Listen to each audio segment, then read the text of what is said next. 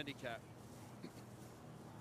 So there's quite a gap separating these crews, at least 200 meters at the moment between the crews in the lead and the back markers. Potomac look like they're chasing, holding off Palo Alto at this stage. Sorry, holding off Rocky Mountain at this stage, I beg your pardon. No. As they go through the 500, it's Potomac. Rocky Mountain.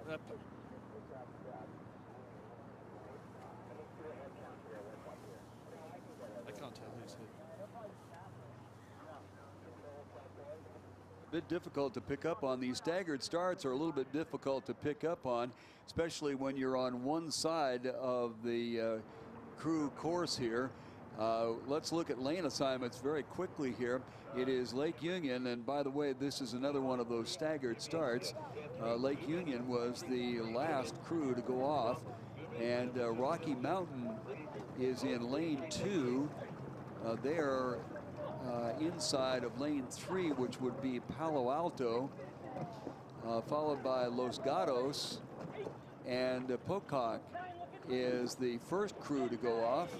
So we'll see if they can hold on to a lead this time. None of our early crews that have departed have been able to maintain their lead throughout.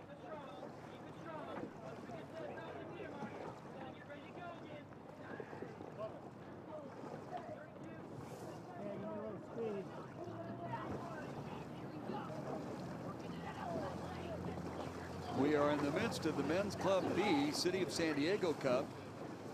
And as soon as I indicated that in our staggered races, the first ones off did not fare so well, that is ellipsed by the fact that in the previous race, Marin went wire to wire as they were the first off. So let's see if Pocock is able to sustain the precedent that has been set already.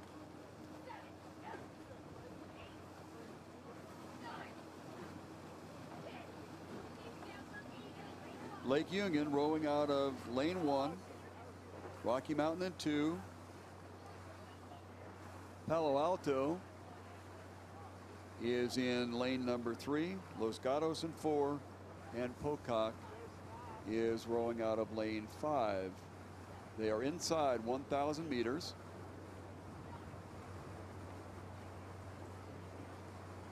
And it appears that Rocky Mountain has picked up the lead at this time. Rocky Mountain rowing out of lane number 2. They are being shadowed somewhat on the far outside by Pocock.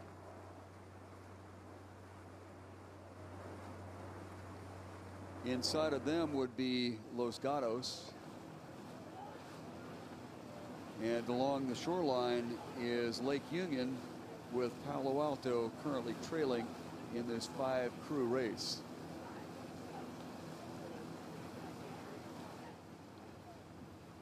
With less than 750 meters to go, it looks like Pocock may have picked up the lead on the far outside.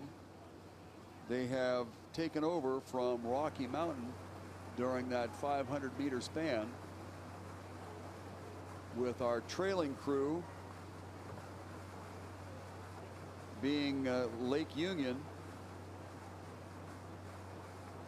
To the far outside, Los Gatos and Palo Alto trailing. There will, however, be 3 move forward to join Lake Washington, Corvallis, and apparently Sacramento State in the final for this group. On the far outside, Pocock seems to have slid into a nice lead. In second position, Rocky Mountain.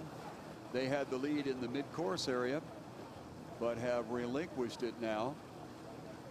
And Lake Union appears to have moved into that third and final qualifying spot, but we still have a ways to go.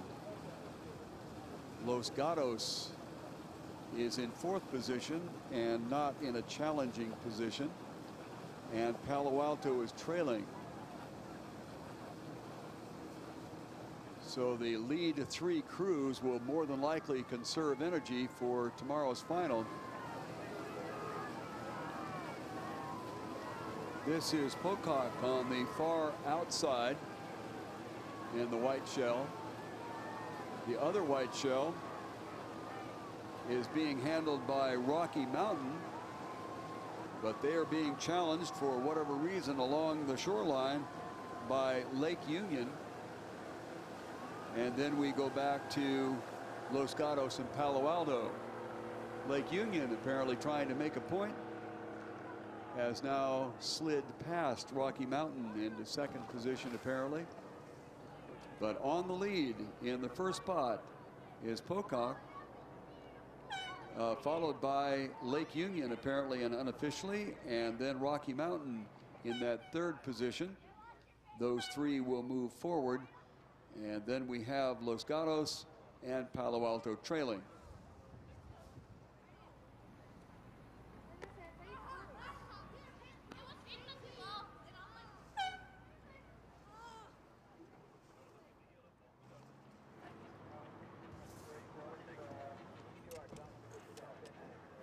I stand corrected on the previous winner for that these crews will join.